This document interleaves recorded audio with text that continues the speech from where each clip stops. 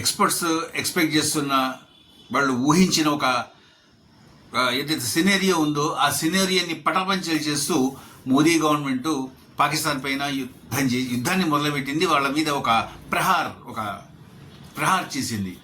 దాదాపు line of control నుంచి 50 నుంచి 60 కిలోమీటర్ల డిస్టెన్స్లో ఉండే మురిత్కే పైన కూడా, మురిత్కే అంటే పాకిస్తాన్లోని ఈ టెర్రరిస్టు క్యాంప్స్ ఏవైతే ఉన్నాయో, ఎక్కడైతే ట్రైనింగ్ జరుగుతుందో ఆ ఏరియాని మురిత్కే అంటారు. ఆ మురిత్కే పైన కూడా ఇప్పుడు ఇండియన్ నేవీ పోయి అక్కడ చేయగలిగింది. ఇండియన్ ఎయిర్ ఫోర్స్ పోయి అక్కడికి వాళ్ళ మీద దాడి చేయగలిగింది. వాళ్ళు దాడి చేయడానికి వాళ్ళు అక్కడ దాకా వెళ్ళలేదు. జస్ట్ ఎల్ఓసి యూతల్ లైన్ ఆఫ్ కంట్రోల్ ఉంటుంది కదా, యూతల్కే ఉండి ఇక్కడి నుంచి వాళ్ళు ప్రహారం అంటే వాళ్ళ మీద దాడి చేశారు. ఆ దాడి అద్భుతంగా జరిగింది. మొత్తం 8 చోట్ల 9 దాడులు జరిగినాయి. 8 చోట్ల జరిగినాయి, 9 దాడులు జరిగినాయి. వీటిని అది తట్టుకోలేకపోయింది. ఇప్పుడు పాకిస్తాన్లో నేషనల్ ఎమర్జెన్సీని ప్రకటించారు. ప్రస్తుతము అక్కడ ఉన్న అధ్యక్షుడు, పాకిస్తాన్ అధ్యక్షుడు గారు పాపం, ఆయనకి పింపుల్ వచ్చింది. ఆ సీట్లో పింపుల్ వచ్చింది. దానికోసం ఆయన వైద్యం కోసం అని చెప్పేసి ఆయన హాస్పిటల్లో జాయిన్ అయ్యాడు. ఆసిమ్ మునీర్ ఆయన కనపడట్లేదు. ఇప్పుడు ప్రస్తుతం అగమ్య గోచరంగా ఉంది అక్కడ. ప్రస్తుతానికి అక్కడ ఆల్రెడీ నీళ్ల కోసం అని చెప్పేసి ఎమర్జెన్సీ ప్రకటించడం జరిగింది. ప్లస్ వాళ్ళకి తెహరీకే తాలిబాన్ పాకిస్తాన్ నుంచి బెదిరింపులు వస్తున్నాయి. ఖైబర్ పఖ్తూన్ఖ్వా ఉంది కదండి, ఆ ఏరియా నుంచి వాళ్ళకి ఆల్రెడీ స్టార్ట్ అయింది ప్రహార్. ఇవన్నిటిని తట్టుకుంటూ ఇండియా వైపు నుంచి కూడా స్టార్ట్ అయ్యేటప్పటికి ఇప్పుడు ఇండియాకి ఎంతమంది శుద్ధులు చెప్తున్నారు. చైనా వచ్చి 2 దేశాలు సంయమనం పాటించండి, దయచేసి ఇప్పుడు కొట్లాడకండి అని చెప్పేసి చెప్తోంది. ఇరాన్ నుంచి కూడా మనకి ఇప్పుడు వాళ్ళ విదేశాంగ శాఖ మంత్రి ఇప్పుడు వస్తున్నాడు, వచ్చి మనకి అందరికీ శుద్ధులు చెప్పి వెళ్తాడు. అద్భుతమైన విషయం ఏంటి అంటే టర్కీ కూడా ఇప్పుడు ఇండియాకి చెప్తుంది, దయచేసి కొట్లాడకి వెళ్ళకండి, ఇది కొట్లాడకి వెళ్ళే సమయం కాదు. కొట్లాడకి ఎవరు వెళ్ళారు? కొట్లాడకి అస్సలు వెళ్ళలేదు. ఎవరితోటి మనం వార్ చేయట్లేదు, యుద్ధం అన్నది చేయట్లేదు. యుద్ధము అన్నది చేస్తే అది భారత్ యొక్క అది తన లక్షణం కాదు.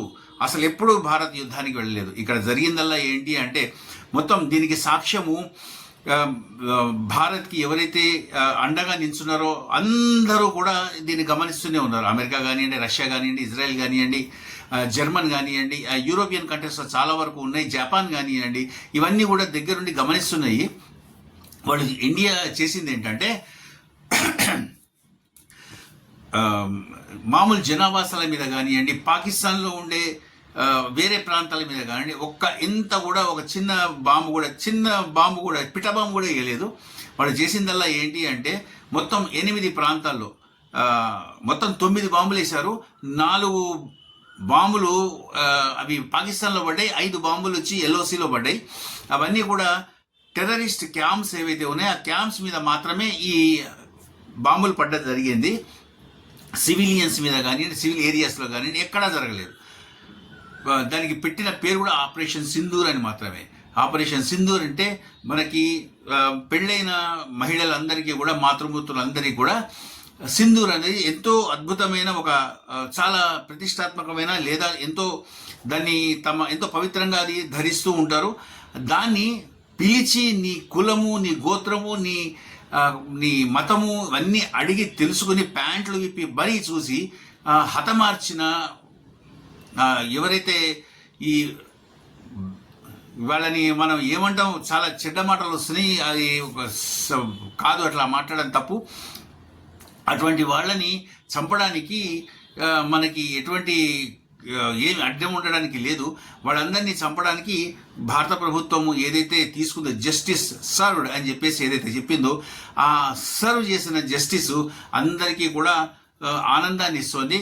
మీకు ఆసేతు హిమాచలం, కశ్మీర్ నుంచి కన్యాకుమారి దాకా అందరూ కూడా దాన్ని ఎంజాయ్ చేస్తున్నారు. మనకి బీహార్ దగ్గర కానివ్వండి, పంజాబ్లో కానివ్వండి, లేకపోతే యూపీలో కానివ్వండి, చాలా అద్భుతంగా దాన్ని ఎంజాయ్ చేస్తున్నారు. భారత్ ఏదైతే దాడి చేసిందో ఆ దాడిని అందరూ ఎంజాయ్ చేస్తున్నారు. ఇది ప్రస్తుతం ఇండియా వైపు నుంచి ఆపరేషన్ సింధూర్ అని చెప్పేసి ఏదైతే ఒక ఆపరేషన్ జరిగిందో, ఆపరేషన్ దీంతో అది అయిపోయింది అని చెప్పేసి ఆపరేషన్ సింధూరు ఫుల్ స్టాప్ పెట్టబడ్డది అని చెప్పేసి భారత ప్రభుత్వం ప్రకటించడం జరిగింది. ఇప్పుడు పాకిస్తాన్ నుంచి ఎటువంటి రిటాలియేషన్ వస్తుంది అన్నది ఎదురు చూడడం జరుగుతోంది. అది మనకి 1 or 2 డేస్లో తెలుస్తుంది. వాళ్ళు చేయగలిగే పరిస్థితిలో ఉన్నారా లేదా. ఎందుకంటే వాళ్ళు చెప్తోంది కూడా ఏం చెప్తున్నారు అంటే, భారత్ మా పైన దాడి చేసింది, మేము ఆల్రెడీ చాలామంది పిల్లలు కానివ్వండి ఆడవాళ్ళు కానీ ఇక్కడ మరణించడం జరిగింది. ఇప్పుడు మా టర్న్, మేము ఇప్పుడు భారత్ పైన యుద్ధానికి ప్రకటించాలి, యుద్ధం వెళ్ళాలి. ఇప్పుడు మేము మా సరైన సమయము, మా సరైన టైము, మా సరైన ప్లేస్ చూసుకొని మేము ఇప్పుడు భారత్ పైన యుద్ధానికి వెళ్తాము అని చెప్పి తను పాకిస్తాన్ ప్రకటించింది. అంటే దీన్ని యుద్ధంగానే వాళ్ళు తీసుకున్నారు తప్పించి వాళ్ళు తీవ్రవాదుల్ని భారత్ శిక్షించింది, వాళ్ళకి కరెక్ట్ వాళ్ళకి ఏదైతే శిక్ష జరగాలో ఆ శిక్షని వాళ్ళు భారత్ ఇచ్చింది అని చెప్పేసి వాళ్ళు అనుకోవట్లేదు. వాళ్ళు దాన్ని పాకిస్తాన్ పైన యుద్ధంగానే తీసుకుంటున్నారు. తర్వాత ఎవరైతే తీవ్రవాదులు ఉన్నారో వాళ్ళందరూ కూడా సైనికులుగానే వాళ్ళు ప్రకటించారు, ఇంత ముందర ప్రకటించారు. ఇప్పుడు దాన్నే వాళ్ళు ధృవీకరిస్తున్నారు కూడా.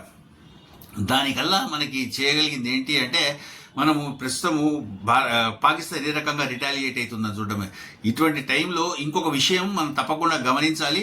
అదేంటి అంటే, నా ఫ్రెండ్ ఇందాకనే ఫోన్ చేసి మరీ అడిగాడు, హైదరాబాద్ వాళ్ళ టార్గెట్లో ఉందంట, నిజమేనా అని. హైదరాబాద్ కాదు కదా, ఎక్కడ ఎవరు వాళ్ళ టార్గెట్లో లేదు. ఇవన్నీ పుకార్లని ఎంత మాత్రము నమ్మవద్దు, ఎటువంటి పరిస్థితులను పుకార్లను నమ్మవద్దు. తర్వాత రెండవది, మనము ఈ మాక్ డ్రిల్స్ జరగడం కానివ్వండి, లేకపోతే ఇంకొక ఏదన్నా బయటికి వెళ్ళినప్పుడు ఈ వీడియోస్ మనము యూట్యూబ్కి కానివ్వండి లేకపోతే ఇన్స్టాగ్రామ్కి కానివ్వండి వీడియోస్ తీస్తుంటాము. ఆ వీడియోస్ తీసినప్పుడు వెనకాల బ్యాక్గ్రౌండ్లో మనము ఈ పెద్ద మన సబ్ స్టేషన్స్ లాంటివి, స్టేషన్స్ ఏమన్నా ఇటువంటివి ఉంటే, ప్లాంట్స్ కానీ ఏదన్నా ఇంపార్టెంట్ ప్లాంట్స్ కానీ ఉంటే అటువంటి షూట్ చేయకండి. దయచేసి పాకిస్తాన్ వాళ్ళకి మన ఇన్ఫర్మేషన్ని పాస్ ఆన్ చేయకండి. ఇది ఒకటి రిక్వెస్ట్. మొత్తం అందరూ చేస్తున్నారు, నేను చేస్తున్నాను. మీకు ఈ పరిస్థితుల్లో అందరం సంఘటితంగా ఉండాలి. ఈ పరిస్థితిని మనము ఈజీగా ఎదుర్కోగలుగుతాము. ఒకవేళ